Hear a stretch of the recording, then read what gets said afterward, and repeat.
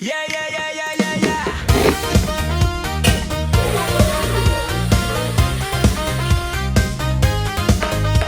Ito na ang simula ng bago ko nakabanata. Yudo ng bawat kwento na aking inilathala. Mga aral na napulot sa akin nakaraan. Buhat ng nangyari sa akin at ako ay mawala ng trabaho at tama at haligi ng tahanan na napakasakit. Bakit sabay naman nawalay? Kaya ko pa sana tanggapin ang isang bagay kung natanggal na lang ako't nabubuhay pa ang tatay. Karo TV patuloy lang, huwag kang susuko.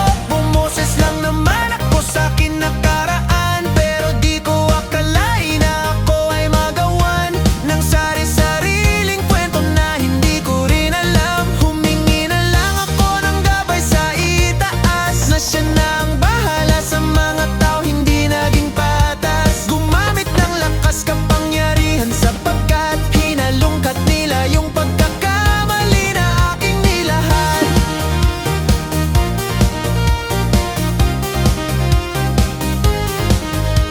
Ginawan nila ng kwento at mga maling akala. Siguro nga't nagkamali ako, sila ang tama. Kaya kahit 1,000 pa noon ang nagawa kong tama.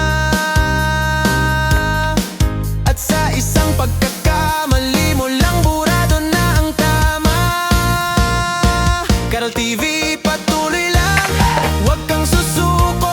Nadapa ako noon, kinalimutan ng nangyari. Sana di na lang ako kay Papa ay nagsabi. Siguro at buhay pa siya at di siya madadali. Dinamdam niya siguro yung aking pagkakasabi, kaya't mismong kaarawan niya ay bigla siyang inatake. Tahimik lang kasayon at di siya nagsasabi ng mga nararamdaman niya. Di ba't napakasalbahe, parang yung sakit sa puso na pag-aakit. Bigla na lang nangyari, wala akong nasabi. May chat na lang akong nabasa na si Papa inatake. Nawalan man ng saysay ang mga pinaglaban ko, at nawalan na rin ang gana sa'kin na hiligan ko.